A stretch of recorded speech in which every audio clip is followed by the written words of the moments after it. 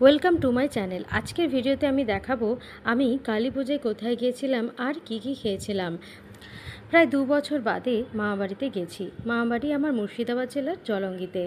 আত্মীয় স্বজন সপরিবারে মিলে এই কালী পুজো উৎসবটা ধুমধামে করব ভেবেছি। অনেক আত্মীয় স্বজন এসেছিল, সবাই মিলে কালী পুজোর উৎসবে মেতে উঠেছিলাম। একদিকে চলছে মায়ের পুজোর ফল কাটার আয়োজন, অন্যদিকে চলছে মায়ের ভোগের আয়োজন। কোনো ত্রুটি রাখা যাবে না, সেই জন্য সবাই কিন্তু সব দিকে খেয়াল রাখছিল।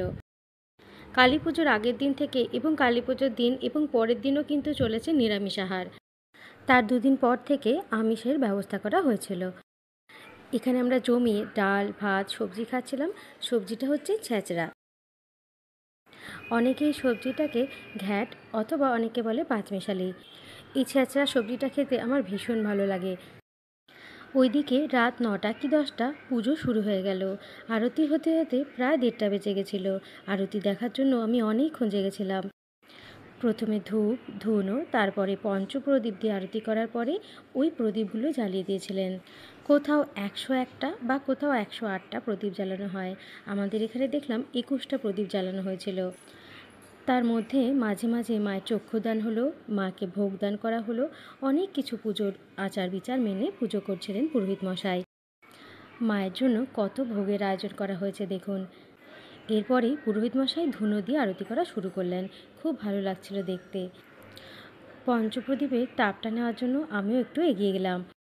এরপরে ঢাকের আওয়াজটাকে আলাদা করে ক্যামেরাবন্দি করে নিলাম।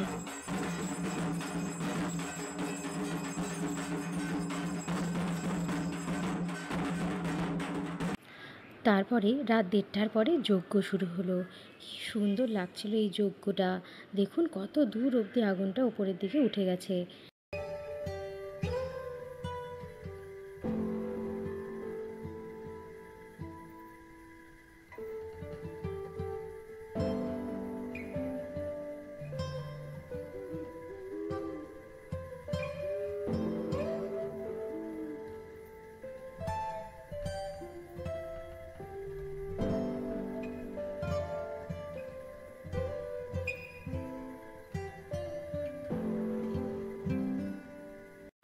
পরের দিন দুপুরবেলাতে মেনুতে ছিল নিম বেগুন, আলু ভাজা, ডাল আর পাঁচমিশালি তরকারি, সাথে চাটনি পাঁপড় রসগোল্লা।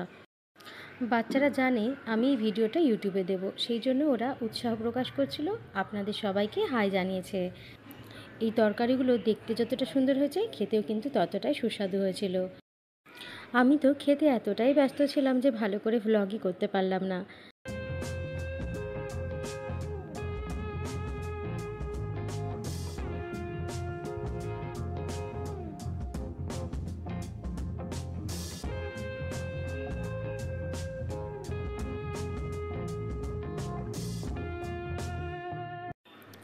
তারপরে বিকালবেলাতে আমরা সবাই মিলে পদ্মার ধারে একটু ঘুরতে গেছিলাম।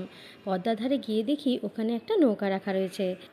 নৌকাটা করে কিন্তু অনেকে পদ্মার ওপর দিয়ে ঘুরেও বেড়ায়। রাতের মেনুতে ছিল মুচমুচে বেগুন ভাজা, আর শাক তো থাকবেই। শাকটাকে খুব পবিত্র মনে করা হয়, সেই জন্য আমাদের গ্রামের বাড়িতে শাকটা কিন্তু বিয়েতে বা যে কোনো অনুষ্ঠানেই করা হয়। প্রথমেই দিয়েছিল শাক বেগুন ভাজা, তারপরে পনিরের একটা সুস্বাদু আইটেম। এই আইটেমটার নামটা আমি ঠিক মনে রাখতে পারিনি। এখানে আমার দিদি খাচ্ছিল আর অপোজিট সাইডে আমি বসে পড়েছিলাম। সন্ধ্যাবেলাতে আমি একটু পিঠে খেয়ে নিয়েছিলাম, আমার বড় মামির বানানো। সেই জন্য রাতে কিন্তু ভালোভাবে খেতেই পাচ্ছিলাম না, পেটটা একেবারে ভরে গেছিলো। এরপরে চলে এলো সুস্বাদু ভেজ ডাল, তার সাথে মিক্স ভেজ একটা সবজি। অনেক রকম সবজির মধ্যে পনিরও আছে, সাথে ছিল স্যালাড। তারপরে আমার প্রিয় আমের চাটনি। এই প্লাস্টিক আমের চাটনিটা খেতে আমার ভীষণ ভালো লাগে। এই দেখো কত সুন্দর পদ্মার ধারে ঘুরতে গেছি। কালী পুজোর 2 দিন বাদে আমিষ খাওয়া শুরু হয়ে গেল। বাচ্চারা প্রথমে আমিষ খাওয়া শুরু করেছিল। আর সকালবেলাতে মেনুতে ছিল ফ্রাইড রাইস, পনির, মাছ, চিপস আরও অনেক কিছু। আমার বোনপো মাছ খেতে খুব একটা ভালোবাসে না, সেই জন্য ও পনির দিয়ে ভাতটা খাচ্ছিল। আমি ফ্রাইড রাইস নিয়েছিলাম, একটু পনির নিয়েছি, একটু চিপস, একটু আলু ভাজা আর একটু মাছ নিয়েছিলাম। আমার পাশে বসে আদুকেও একটু খাওয়াচ্ছিলাম। তার পরের দিনকে ভোরবেলাতে আমরা রওনা দিলাম বাড়ির উদ্দেশ্যে। কৃষ্ণনগরে যে শঙ্কর মিষ্টান্ন ভাণ্ডার আছে তারই সামনে আমরা দাঁড়িয়েছিলাম, একটু রেস্ট নিচ্ছিলাম, একটু খাওয়া দাওয়া করে ওখান থেকে বেরিয়ে পড়েছি।